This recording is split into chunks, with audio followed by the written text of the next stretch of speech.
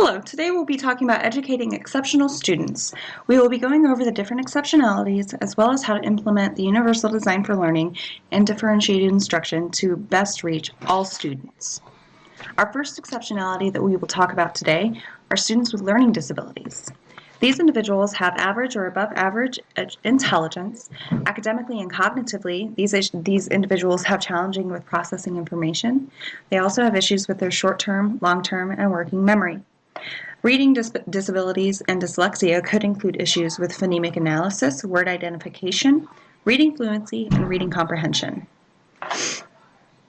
Mathematic disabilities may include issues with procedural problems, general math concepts, computing math problems, and sequencing steps of complex problems. They also have difficulties with fact retrieval, which makes it hard to remember math facts and retrieve them at a later date. Socially, these individuals have more symptoms of depression. About 3/4 of students have higher levels of anxiety. And emotional difficulties may include negative affect, loneliness, acting out behavior, and lower levels of hope.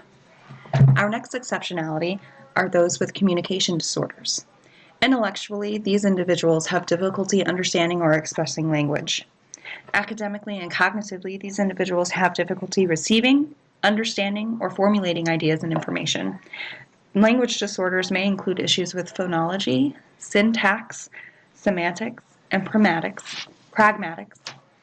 Articulation issues may include omissions, substitutions, additions, or distortions. They may also suffer from apraxia of speech, which is difficulty with voluntary, purposeful movements of speech. This can be caused by trauma or early childhood isolation. They also have issues with voice disorders and fluency, and they may have a specific language disorder, which may deal with phonology, morphology, syntax, semantics, and pragmatics.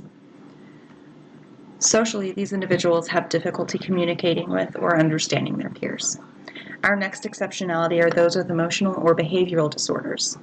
Intellectually, these individuals may be gifted, or they may have an intellectual disability. However, most of the IQ scores for these individuals are in the low average range.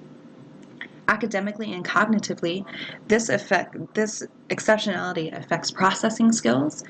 These individuals are typically below the 25th percentile in reading and math. They may be held back a grade. They have issues with excessive, expressive, and/or receptive language disorders, and the dropout rate for these individuals are at 52%. Socially, these individuals have issues with social maladjustment, which can be antisocial behavior, substance abuse, or infringement on others' rights. A lot of these individuals also suffer from social anxiety disorder, and they may have challenges in terms of peer relationships. Our next exceptionality are those with attention deficit hyperactivity disorder. These individuals intellectually range the full spectrum of IQ scores, and those with gifted IQ scores state having a more positive school outcome than those with lower scores.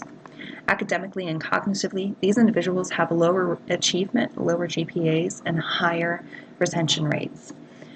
These individuals also have lower vocabulary development and issues with working memory that often leads to difficulties regarding achievement in reading. Symptoms of inattention are more closely related to academic outcomes than those of hyperactive and impulsive symptoms. Socially, these individuals have issues with sensitivity among peers, internalizing or externalizing behaviors, and pragmatic language, which is how we use language in our social context. Our next exceptionality are those with intellectual disabilities. The intellectual characteristics of this group have IQ scores that are 2 standard deviations below the mean, namely a score of 70 or below on the Wechsler scale. Academically and cognitively, these individuals have memory impairments that affect their short, long-term, and working memory. They have issues with generalization, which is the ability to transfer knowledge of behavior learned for one task to another. And they also have issues with motivation. These individuals are more externally oriented, and they need more prompts, and they feel like they don't have control on things that go on in their day-to-day life. Socially, these individuals have issues with their adaptive behavior, which is responsibility, self-esteem, gullibility, and rule following. These individuals with intellectual disabilities may have social causes. Our next exceptionality are those with traumatic brain with autism. Individuals with autism, this occurs on all levels of intelligence. Academically and cognitively, these individuals have repetitive speech issues. They rely on routines. They have highly circumscribed and fixated interests, excessive or limited reaction to sensory input, and they may also have savant syndrome, which is extraordinary talents, particularly in the arts, mathematics, and mechanics. Socially, these individuals have issues with social-emotional reciprocity, which are issues with taking turns in communication, interacting with others around shared interest, the sharing of affect with others, and taking initiative in social situations. These individuals also have issues with nonverbal communication and maintaining relationships. Our next exceptionality are those with traumatic brain injuries, or TBIs. Intellectually, this may cause an intellectual disability. However, many individuals with this exceptionality have a low average or at the low average to average range. Academically and cognitively, these individuals have problems associated with memory and executive functions of planning, problem solving, and abstract reasoning. The severity of a TBI have different effects on students. For example, a mild TBI doesn't have significant challenges in academics. However, an individual with a moderate TBI will have a small drop in academic functioning long term, and an individual with a severe TBI face significant academic challenges. Socially, these individuals are all across the board. Those with mild injuries have few long-term challenges. However, those with moderate to severe injuries have increased risk for social issues.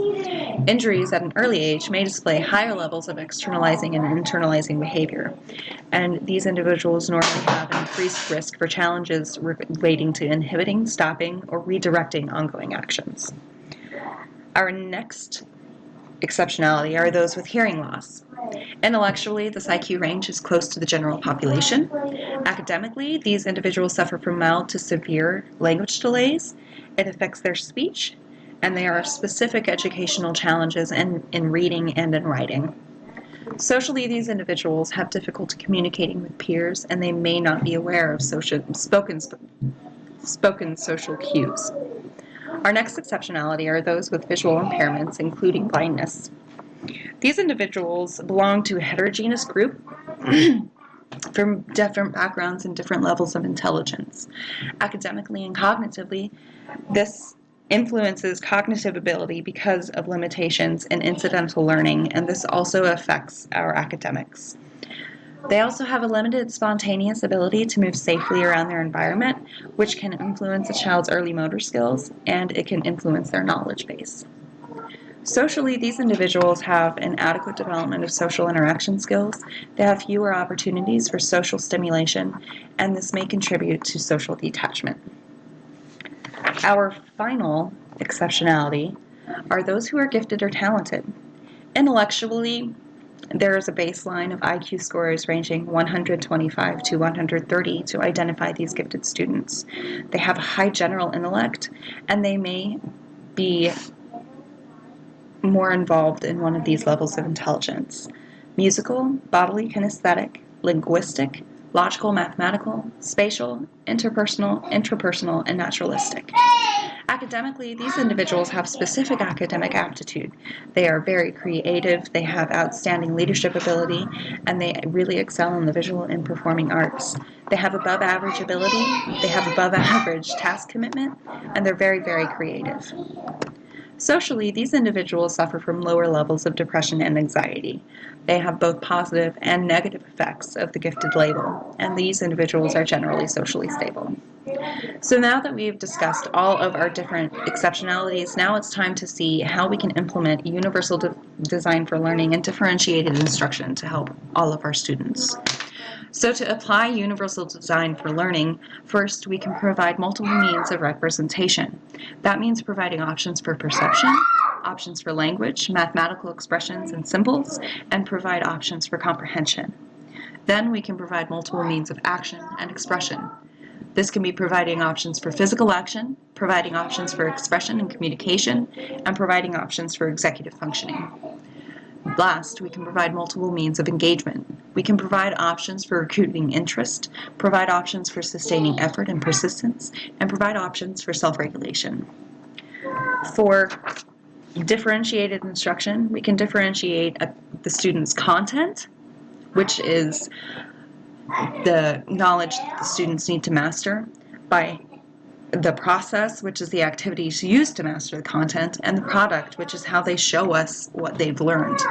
We can do this according to a student's readiness, which is their current skill level and knowledge, their interests, which are things that interest them or pique their curiosity, and their learning profile, which is basically how they would best prefer to learn new information. We can do all of this to increase a student's growth, motivation, and efficiency. I thank you for your time, and I hope you enjoyed this presentation. Have a wonderful day.